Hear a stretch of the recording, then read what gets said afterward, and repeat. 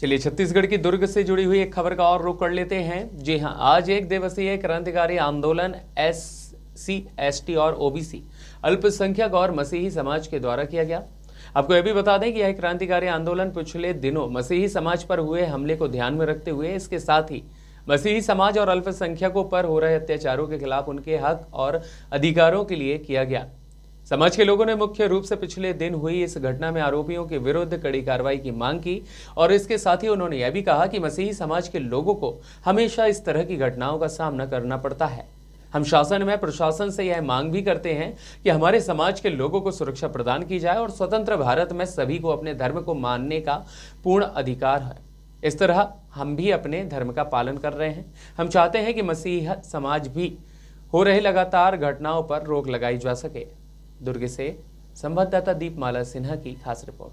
प्रमुख मांगे उनकी वही है, अभी मैंने ज्ञापन अच्छे से पढ़ा भी नहीं है, लेकिन उनकी मांगे वही है कि जो बार बार जो चर्च में जाकर हंगामा होता है उसके विरोध में उन्होंने ज्ञापन दिया है, उस पर कार्रवाई नहीं होनी चाहिए।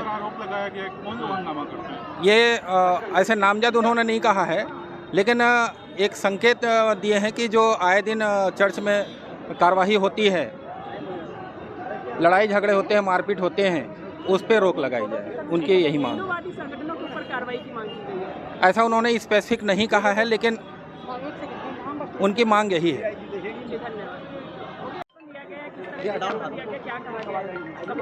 ये मूल निवासी संघ है। अभी जो समय समय पे बजरंग दल द्वारा जो कार्रवाई की जा रही है, ईसाई मिशनरी उस पर मारपीट की जो घटना का बखान कर रहे हैं, उसके संबंध में इन्होंने एक दिवसीय रैली आंदोलन किए हैं और आज उसी तारतम्य में इन्होंने ज्ञापन दिया है। क्या कार्रवाई की मांग की जाए? अगर कुछ प्रमुख मांगे, अगर उनको माना जाता कि उनकी गलती है तो क्या कार्रवाई की जाएगी? देखिए, नियम संविधान सभी के लिए है। जो नियम के उल्लंघन करेगा वो सारे लोग दोषी रहेंगे। जो मामला हुआ क्या कहना चाहेंगे उस पर? सर, ये देखिए, लास्ट संडे मेरे साथ मारपीट किया गया, ठीक है।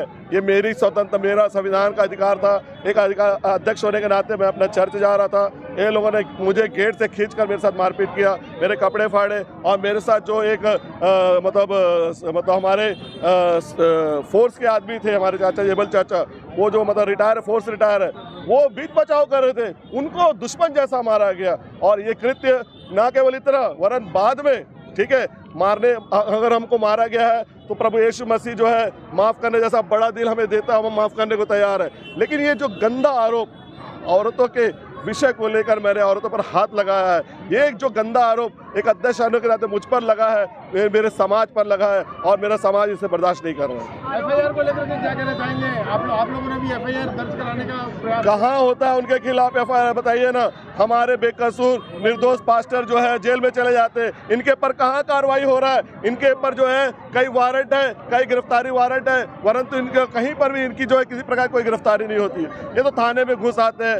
ये खुलेआम घूम रहे हैं, इन पर कोई कार्रवाई कहाँ हो रही है? बताइए। जॉन सर, एक चीज बताएंगे, लगातार ईसाई समुदाय पे, आप लोगों के समुदाय पे धर्मांतरण का आरोप लगता है। ये सिर्फ भिलाई और दुर्ग की बात नहीं है, पूरे देश भर में ऐसा आरोप लगता है। आखिर क्या कारण मानते हैं? कहाँ धर्मांतर हो रहा, आप बताइए। कहाँ धर्मांतर हो रहा, बताइए ना। कहाँ किसी ने कोई कह रहा है क्या मेरा धर्मांतरण ये लोग किए हैं? हर कोई कहता है हम अपने स्वेच्छा से यहाँ पर बैठे, अपने संविधान के अधिकार से यहाँ पर बैठे, जिसे ये लोग जो है मुच्छेदित करने की कोशिश करते हैं। मेरा नाम M. जोनाथन जॉन है और मैं यूनाइटेड क्रिश्चियन काउंसिल का अध्यक्ष हूँ। मैं उस घटना के टाइम में उपस्थित था। उन्होंने मतलब अंदर जाने के लिए इजाज़त मांगा, जोनाथन ने, हैं, तो TI से तो उन्होंने बोले जाने के लिए, तो ये बजरंग दल वालों ने जो है आके रोकने लगा, अंदर नहीं जाएंगे करके।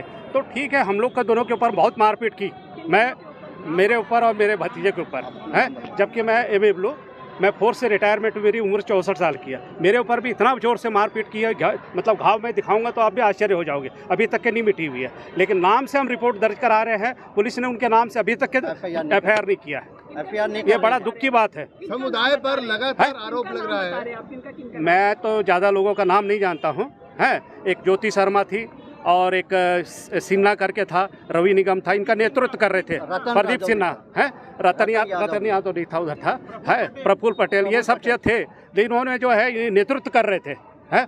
लड़के तो बहुत थे, लेकिन इनके नाम से जो है रिपोर्ट दर्ज करा रहे हैं, नाम नहीं लिखाया जा रहा है। उनके द्वारा कहा जा रहा है कि आप लोगों ने भी पहले बदतमीजी की, महिलाओं के साथ अभद्र व्यवहार किया, तब ये मारपीट। मैडम जी देखिए, पूरे फुटेज है, नहीं समझ रहे। अगर अपने से अगर बना के अगर उन्हें फुटेज दिखा दे तो उसको हम क्या कर सकते हैं? 2 आदमी इतना जन लेडीज़ों के ऊपर क्या कर सकते हैं आप बताइए? पूरे बजरंग दल हमें घेर के रखी थी, क्या ये संभव है क्या? क्रिश्चियन समुदाय पर लगातार धर्मांतरण के आरोप आज नहीं पूरे देश भर में लगते आ रहे हैं।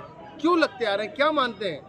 सर ये देखिए, अपने मन से जो है अपने मन से लोग जो है परिवर्तन हो रहे हैं। हम किसी को ज़बरदस्ती जो है बुला के भैया मन पर ये नहीं कर रहे हैं ना, आप प्रलोभन दे रहे हैं।